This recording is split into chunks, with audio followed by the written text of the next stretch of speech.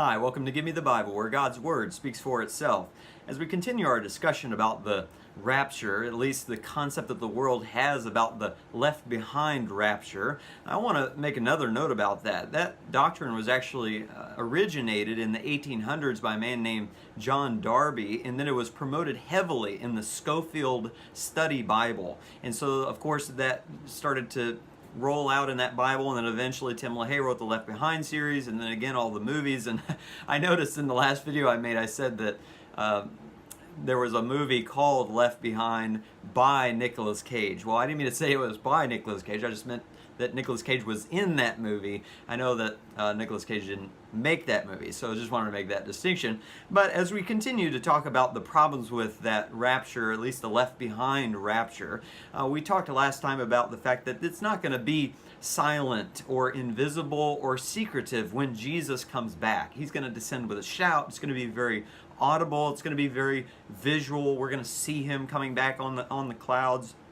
But the second problem with this left behind rapture theory is that it teaches multiple resurrections with time gaps, large time gaps in between. So, for instance, it says that when Jesus comes back in this invisible rapture, he's going to resurrect the righteous first, and then he's going to allow 7 years to go by while he leaves the wicked here for 7 years, and then he's going to come back with the righteous that he raptured, and he's going to be on the earth for 1,000 years, and then after the 1,000 years, then the wicked will be resurrected. So you have the resurrection of the righteous and the resurrection of the wicked separated by over 1,000 years. But that's not what the Bible teaches. The Bible teaches that both the wicked and the righteous will be resurrected at the same time. And it'll all happen at Jesus' second coming. There won't be this giant time gap. Let me give you a couple examples of what I mean. And look in John chapter 5. John chapter 5, verses 28 and 29. There in John chapter 5, Jesus is talking about his authority that he has. And he says in verse 28, John 5:28, "Do not marvel at this, for an hour is coming in which all who are in the tombs will hear his voice and will come forth.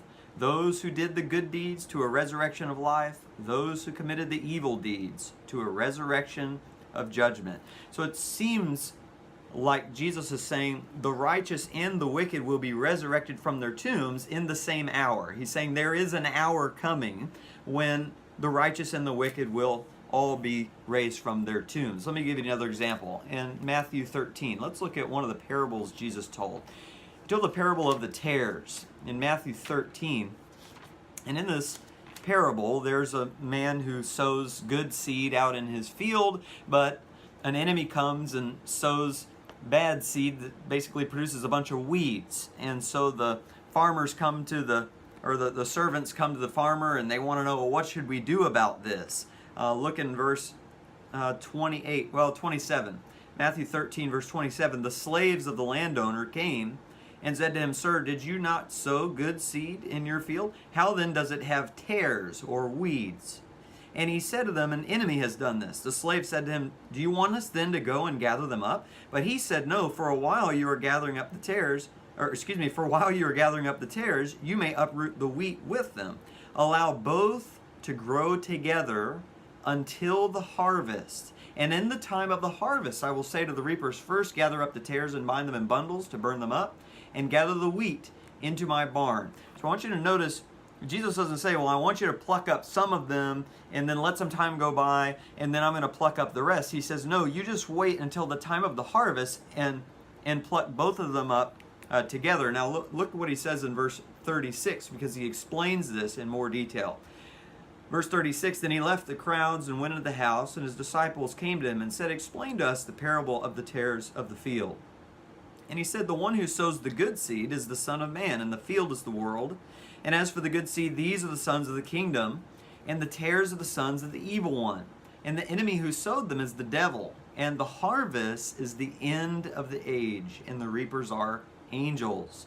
So just as the tares are gathered up and burned with fire, so shall it be at the end of the age. The Son of Man will send forth his angels, and they will gather out of his kingdom all stumbling blocks and those who commit lawlessness, and will throw them into the furnace of fire. And in that place there will be weeping and gnashing of teeth. And then the righteous will shine forth as the sun in the kingdom of their Father. He who has ears, let him hear. So he says, let them both grow together, and then at the end, I'll separate them out. Well, the end is the day of judgment. The end is the end of the age.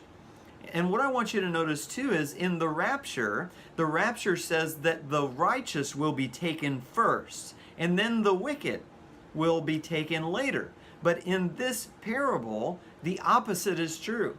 In this parable, Jesus says, I will first remove the tares. I will first remove the wicked and toss them into the fires, and then the righteous ones will be preserved.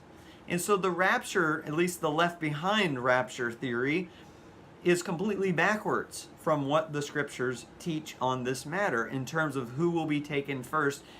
And again, I don't even think that this parable is necessarily talking about two different resurrection times, but this really is totally backwards from the way that the rapture theory is presented in today's world, where Jesus takes the righteous and leaves the wicked behind. I'm going to show you one more passage in the next video that's used often to support this theory, and hopefully that will continue to help you see the folly behind the left behind rapture theory. I hope this is helpful, and Lord willing, I'll see you in the next video.